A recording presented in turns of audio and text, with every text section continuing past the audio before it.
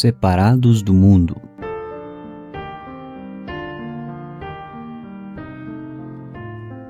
Na Bíblia, há muitos mandamentos, exemplos e ensinamentos relativos ao assunto da separação.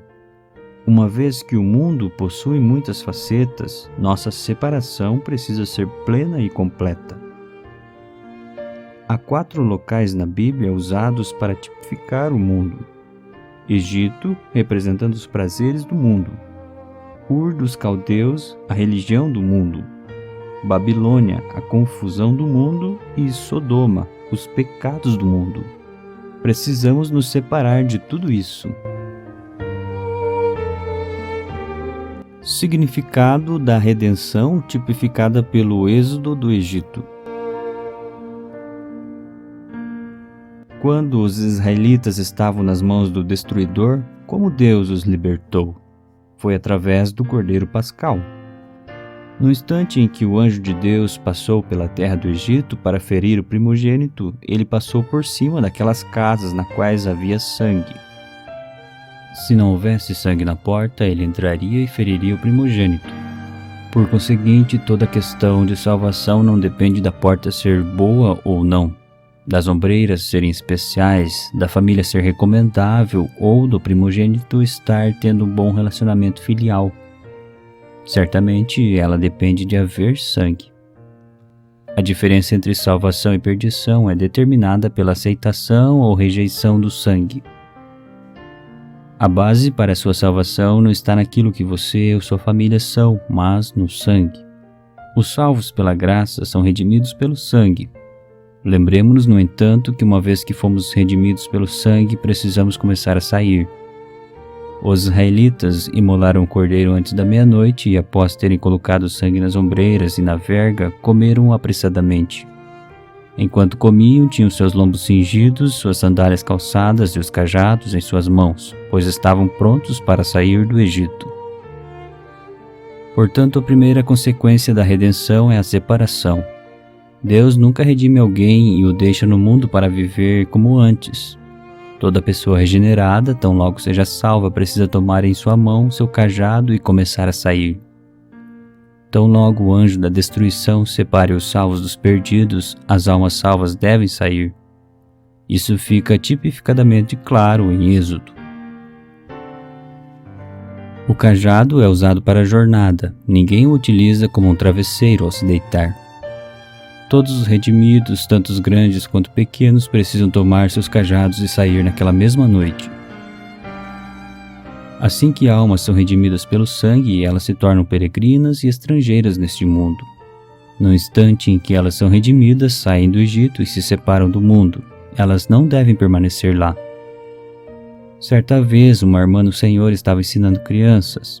Ela lhe contou a história do rico e Lázaro, então ela perguntou: quem você escolheria ser, Lázaro ou o homem rico? O rico goza a vida hoje e sofre depois, enquanto que Lázaro sofre hoje, mas tem contentamento na vida futura. Uma garotinha de 8 anos levantou-se e respondeu: enquanto em vida eu quero ser o homem rico, mas depois de morta quero ser Lázaro. Muitos hoje são como aquela garotinha. Quando estou necessitando de salvação, confio no sangue do Cordeiro, mas depois de salvo, prefiro ficar no Egito. Quero ambos. Entretanto, precisamos nos lembrar que ser redimidos pelo sangue é ser libertos do mundo. Uma vez redimidos, imediatamente nos tornamos peregrinos e estrangeiros na terra. Isso não quer dizer que não mais vivamos na terra, significa simplesmente que instantaneamente somos separados do mundo. Sempre que há redenção, há separação. O sangue separa o vivo e o morto. O sangue separa os filhos de Deus das pessoas do mundo. Os redimidos não são mais residentes permanentes deste mundo. Não leva muitos anos para os redimidos se separarem. Na mesma noite que alguém é redimido, ele se separa do mundo. Ninguém pode se orgulhar de que após vários dias de ponderação decidiu sair do mundo. Se é um cristão, ele pertence ao Senhor e deve deixar o Egito imediatamente.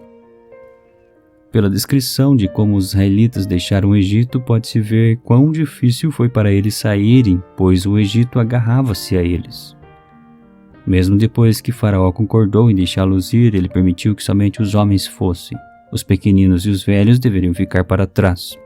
Como os homens poderiam ir longe se os pequeninos e os velhos ficassem no Egito?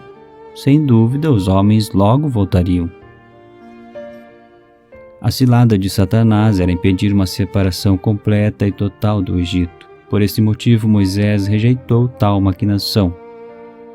Lembremos-nos de que, se deixarmos uma coisa ou pessoa para trás, não seremos capazes de ir muito longe e, consequentemente, retornaremos ao mundo. Recordamos que a exigência acima não foi a única que Faraó fez aos israelitas. Anteriormente, ele havia chamado a Moisés e lhe dissera: Ide oferecer sacrifício ao vosso Deus nesta terra. Isto é, adore a Deus no Egito, não vá ao deserto. Mais tarde, ele tentou persuadir o povo de Deus a não ir muito longe. Ainda, posteriormente, pediu que fosse somente os homens, mas que os pequeninos e os velhos ficassem para trás. E finalmente consentiu deixar os pequeninos irem, mas fazia questão de que os rebanhos e o gado ficassem. O que Faraó pensava, basicamente, era que se eles tivessem de ser o povo de Deus, que o fossem no Egito. Ele sabia muito bem que eles não poderiam ter um bom testemunho servindo a Deus no Egito.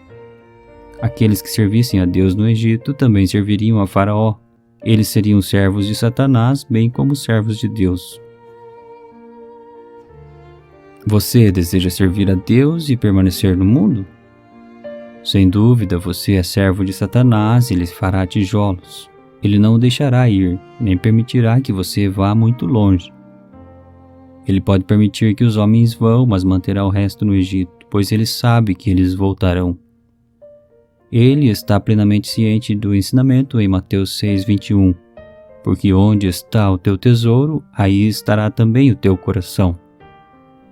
O tesouro e a pessoa estão sempre juntos. Ele está consciente de que você não irá longe se seus rebanhos e gado forem deixados para trás. Logo, você virá buscar os rebanhos e o gado. Mas Deus quer que os rebanhos e o gado vão com você. Sua riqueza, seu dinheiro também devem ser libertos com você. Quando saímos para o deserto, devemos trazer toda a nossa propriedade conosco. A ordem de Deus é clara. Nós, que servimos a Deus, devemos nos separar do mundo.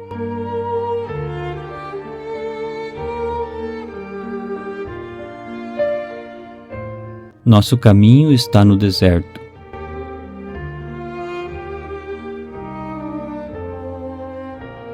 Confessar somente com a nossa boca o Senhor Jesus não é o suficiente. Precisamos também sair do mundo e nos separar. Este é um passo que vai além da confissão. Certamente devemos ser cristãos que se pronunciam, mas palavras apenas são insuficientes. Precisamos ser pessoas separadas. Precisamos ver e valorizar a nova posição que agora temos no Senhor. Devemos deixar nossa posição passada para trás. Não podemos manter nossas amizades, afeições e relacionamentos passados. Temos que sair com todos os nossos pertences.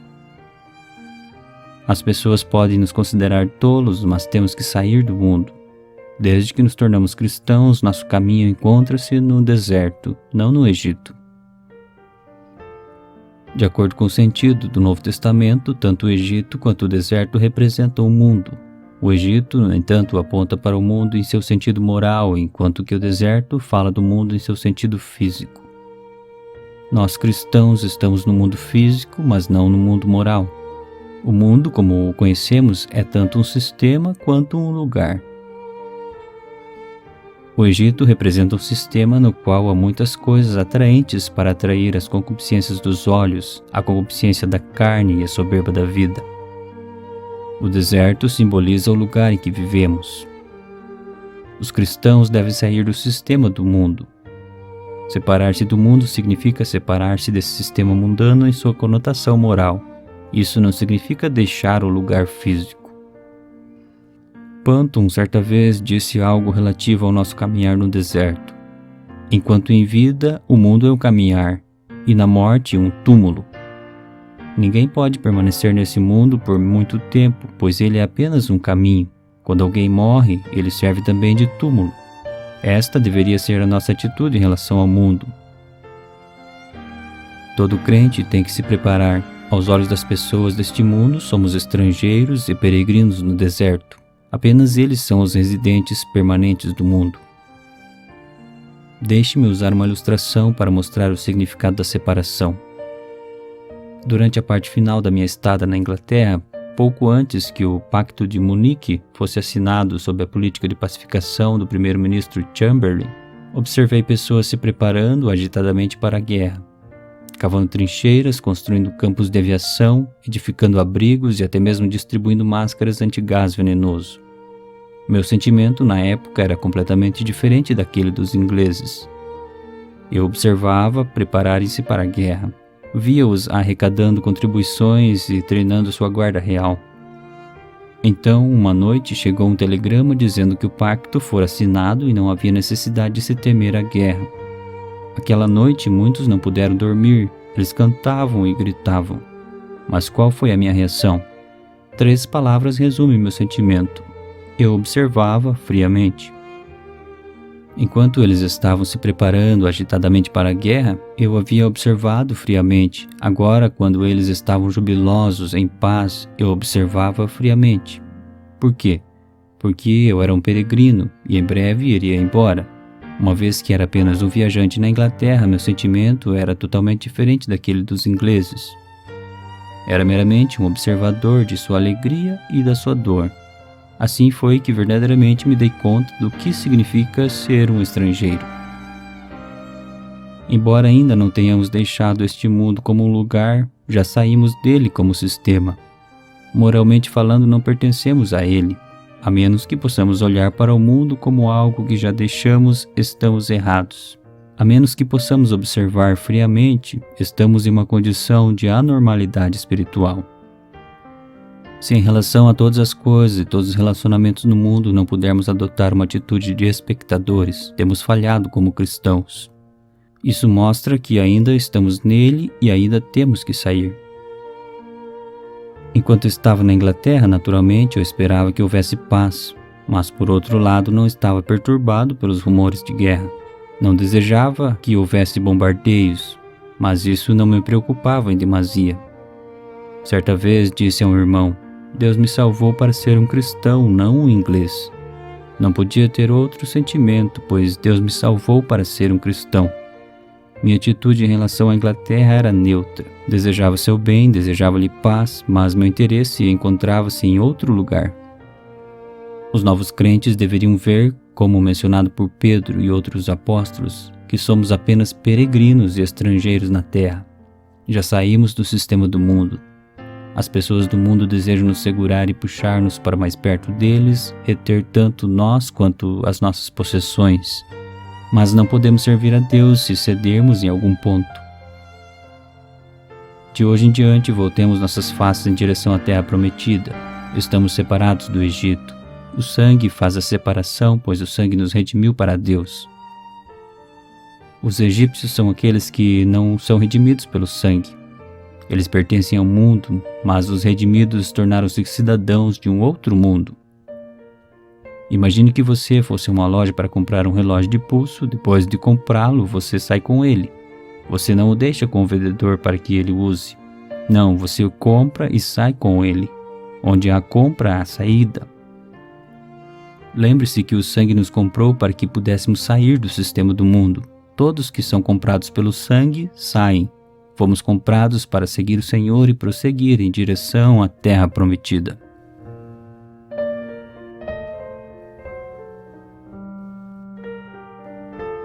Princípios que governam a separação. Alguns provavelmente irão perguntar de onde devemos sair. O que são as coisas do mundo, onde devemos nos separar do mundo? Sugeriremos 5 princípios de separação. Mas antes de entrar nesses princípios, primeiramente precisamos ter o nosso coração e espíritos libertos do mundo. Se alguém ainda deseja estar no mundo, esses princípios não serão de nenhum proveito. Mesmo se ele se separar de uma centena de coisas, ainda estará no mundo. A separação de uma pessoa em seu coração e espírito deve preceder a separação das coisas. O homem deve sair completamente do Egito e se separar do mundo. Não tema ser chamado de esquisito, embora desejássemos estar em paz com os homens, há diversos aspectos nos quais devemos ser diferentes do mundo. Em nossos lares, escritórios, onde quer que estejamos, não somos contenciosos nem hostis com ninguém. Mas ainda assim há algumas coisas das quais precisamos nos separar.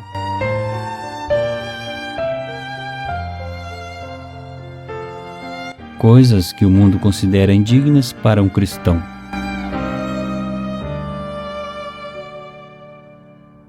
Devemos nos separar de todas as coisas que o próprio mundo considera indigna para um cristão. Começamos nossa vida cristã perante um mundo que estabelece certos padrões para os cristãos. Se não nos pudermos estar à altura de seus padrões, qual será o nosso testemunho? Nunca deveríamos permitir que os incrédulos fiquem chocados com as coisas que fazemos, dizendo: os cristãos também fazem isso? Sob tal acusação, nosso testemunho perante eles estará acabado. Por exemplo, suponha que você visite um determinado lugar e encontre ali um incrédulo. Ele resmunga: vocês cristãos visitam este lugar? Há muitos lugares que os incrédulos podem frequentar e, quando questionados, serão bastante capazes de justificarem suas ações. Mas se um cristão fosse a esses mesmos lugares, imediatamente eles levantariam uma objeção. Eles podem pecar, mas você não. Eles podem fazê-lo sem problema algum, mas se você fizer o mesmo, será criticado. Consequentemente, tudo o que o mundo reprova como indigno de um cristão, não devemos fazer. Esta é uma exigência mínima. Conheço muitas pessoas cujos pais são incrédulos. Ao pedirem aos seus pais certas coisas, às vezes ouvem a resposta: como é que você ainda pede isso após ter crido no Senhor Jesus? Deixe-me dizer-lhe que é vergonhoso para os cristãos serem corrigidos pelo mundo incrédulo. Devido à sua mentira, Abraão foi censurado por Abimeleque. Este é um dos episódios mais vergonhosos registrados na Bíblia. Incrédulos podem mentir, mas será que nós mentimos também? Devemos nos separar das coisas que os egípcios consideram como indignas de nós.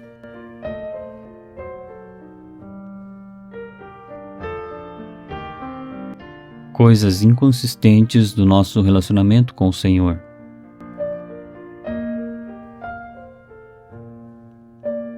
Qualquer coisa que seja inconsistente com o nosso relacionamento com o Senhor deve ser rejeitada. O nosso Senhor foi humilhado na terra, podemos nós buscar glória? Ele foi crucificado como ladrão, podemos nós procurar a simpatia deste mundo?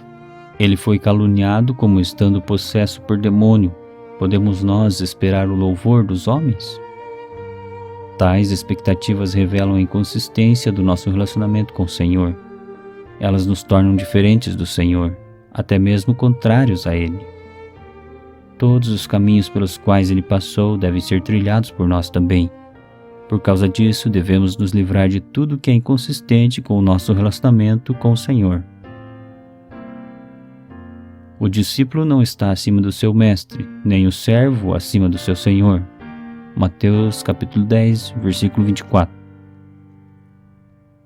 Isto se refere ao nosso relacionamento com o mundo, mostrando como devemos suportar calúnias e acusações. Se eles trataram o nosso Senhor dessa maneira, será que podemos esperar tratamento diferente? Se este é o modo que eles trataram o nosso Mestre, podemos nós esperar alguma coisa diferente? Se somos tratados diferentemente, algo deve estar drasticamente errado no nosso relacionamento com o Senhor. Sejamos cuidadosos de juntos com os outros filhos de Deus andar no caminho do Senhor. Quaisquer condições que nosso Senhor enfrentou nesta terra, devemos também enfrentar. Todos que seguem a Jesus de Nazaré deveriam estar preparados para a desgraça, não para a glória. Todo aquele que o segue deve estar pronto para carregar a cruz. Ao encontrar o Senhor pela primeira vez, as pessoas não o ouvem dizer: veja quão glorioso é. Mas elas o ouvem dizer: se alguém quer vir após mim, a si mesmo se negue, tome a sua cruz e siga-me. Ele fala estas palavras no portão de entrada, não na câmara interior. Ele nos preveniu de que Ele nos chama para carregar a cruz. Este é o nosso caminho, o único caminho para seguirmos o Senhor. O seu relacionamento com o mundo é nosso também. Devemos preservar a nossa unidade com o Senhor. Mas longe esteja de mim gloriar-me, senão na cruz do nosso Senhor Jesus Cristo, pela qual o mundo está crucificado para mim e eu para o mundo. Gálatas capítulo 6, versículo 14. A cruz fica entre o mundo e o Senhor, pela cruz ficamos do lado do Senhor. De um lado está o Senhor, do outro está o mundo, e no meio está a cruz. Nossa atitude em relação ao mundo é definida pela cruz. O mundo deu a cruz ao nosso Senhor, dessa forma o mundo fica do outro lado. Uma vez que estamos do lado do Senhor, não podemos passar para o lado do mundo, exceto através da cruz. Mas a cruz não pode ser ignorada, pois ela é um fato consumado, um evento histórico. Não somos capazes de eliminar o fato ou revogar a história. O mundo crucificou o nosso Senhor na cruz. Como podemos nos desviar dela? Uma vez que a cruz é um fato, o mundo estar crucificado nela sempre será um fato para nós. Se não há maneira de ignorar a cruz, não pode haver possibilidade de abolir o fato de que o mundo está crucificado. A menos que sejamos capazes de cancelar a cruz, não podemos passar para o outro lado, o lado do mundo. Graças a Deus, estamos do outro lado da cruz.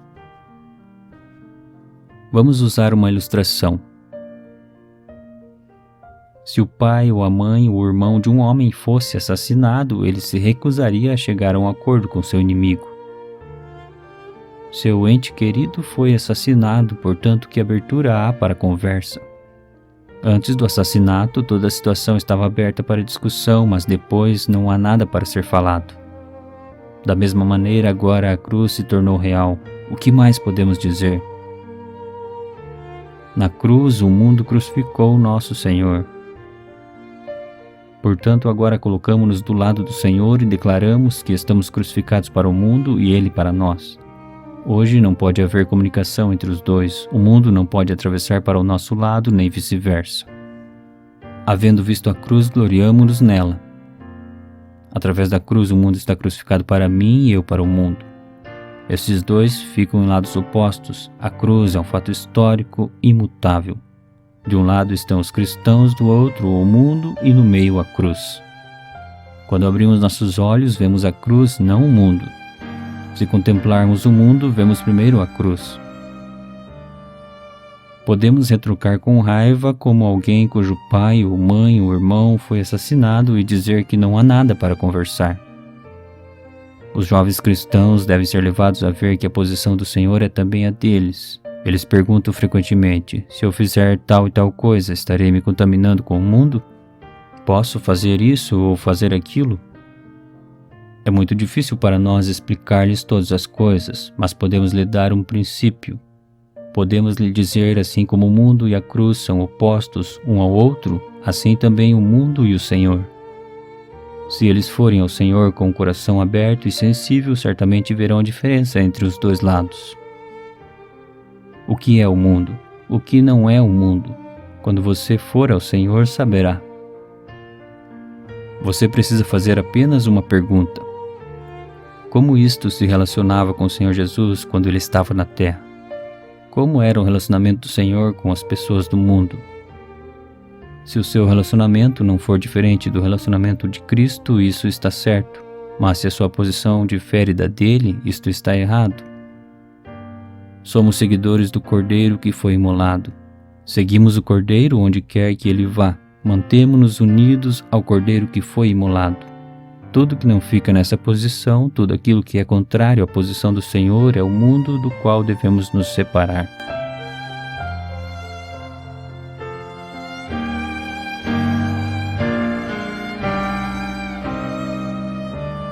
Coisas que apagam a vida espiritual. Perguntamos novamente: o que é o mundo? Tudo o que tende a apagar a nossa vida espiritual perante o Senhor é o mundo. É impossível dizer aos novos crentes o que é permitido e o que não é.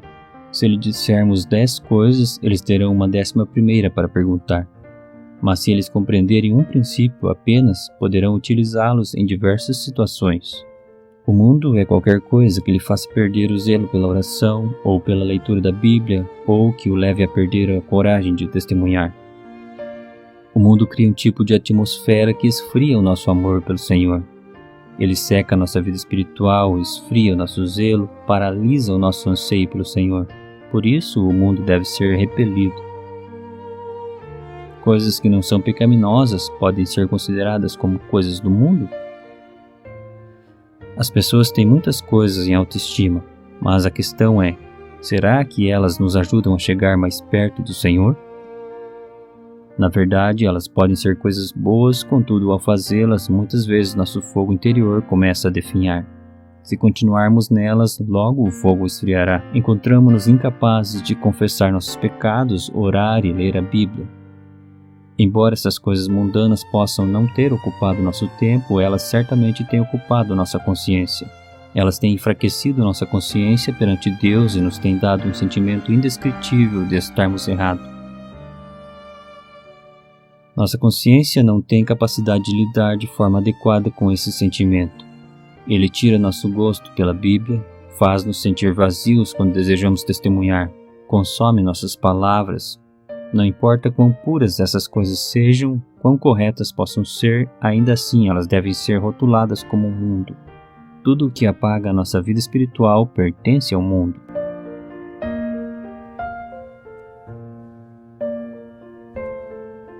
Obrigações sociais que impedem o testemunho.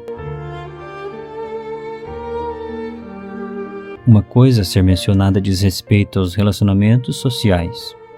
Qualquer reunião social ou festa ou encontro que cubra nossa lâmpada e coloque debaixo do alqueire é do mundo. Estas coisas devem ser rejeitadas. Como os cristãos podem continuar com relacionamentos sociais se eles não puderem confessar que são do Senhor? Como podemos reprimir nosso sentimento interior e colocar um sorriso no rosto? Como podemos sentir o mundo internamente e, contudo, demonstrar afinidade externamente? Como podemos julgar algo como pecaminoso se externamente damos a impressão de concordar com isto? Muitos dos filhos de Deus foram gradualmente retrocedendo para o mundo porque deixaram de diferenciar sua vida social. Desde o princípio da caminhada cristã, todos devem estar claros da sua posição. A escolha certa tem que ser feita. Não é que nos abstenhamos propositamente de ter relações sociais com outras pessoas. Não somos João Batista que não comia nem bebia. Seguimos ao Senhor tanto no comer quanto no beber. Não somos ascéticos, interagimos com os homens. Mas devemos manter uma posição. Não devemos permitir que as pessoas mudem a nossa posição cristã. Mesmo que elas não respeitem nossas posições e as desaprovem, ainda assim não podem mudá-las. Quando os contatos sociais afetam nosso testemunho, sabemos que isso é o mundo. Ao lidar com os homens, deveríamos ser capazes de manifestar nossa posição cristã. Do contrário, seria melhor nos separarmos.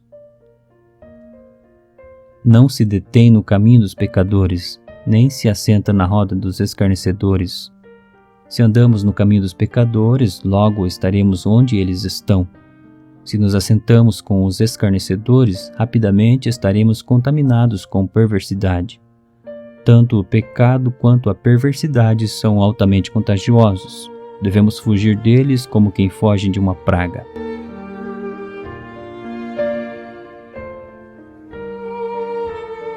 Coisas que cristãos fracos condenam. Qualquer coisa que leva a consciência de crentes fracos a se escandalizar deve ser tido como mundo. No princípio, mencionamos coisas condenadas pelo mundo como indignas de cristãos. Agora, falamos das coisas condenadas pelos cristãos fracos. Observe, estas não são coisas desaprovadas por cristãos fortes, mas são censuradas pelos cristãos fracos. Esses cristãos fracos podem não estar corretos em seu julgamento. O que eles desaprovam pode estar inteiramente certo. No entanto, eles têm uma consciência fraca exatamente como tivemos antigamente. Como posso escandalizá-los em coisas que consideram erradas? Devo andar perante eles sem tropeço algum. Todas as coisas me são lícitas, mas nem todas me convêm, diz Paulo. Todas as coisas são lícitas, pois do nosso ponto de vista essas coisas não são do mundo, mas para os cristãos fracos são coisas do mundo. Consequentemente, devemos, para o seu bem, abstermos-nos delas. Paulo usa um caso extremo para ilustrar esse ponto. Ele diz: se a comida serve de escândalo para o meu irmão, nunca mais comerei carne para que não venha escandalizá-lo. 1 Coríntios capítulo 8, versículo 13. Não é fácil abster-se de comida, mas Paulo está desejoso de ir ao extremo. Para ele, comer ou não, tanto faz. Todavia, seus seguidores podem não ter o mesmo conhecimento. Ele sabe quando parar, mas os que o seguem podem ir alguns passos além. Se ele comer carne, eles poderão ir ao templo pagão e participar dos alimentos sacrificados aos ídolos e depois cair em idolatria. Portanto, devemos ser cuidadosos com coisas que cristãos fracos considerem do mundo, mesmo que elas não tenham uma relação real com ele.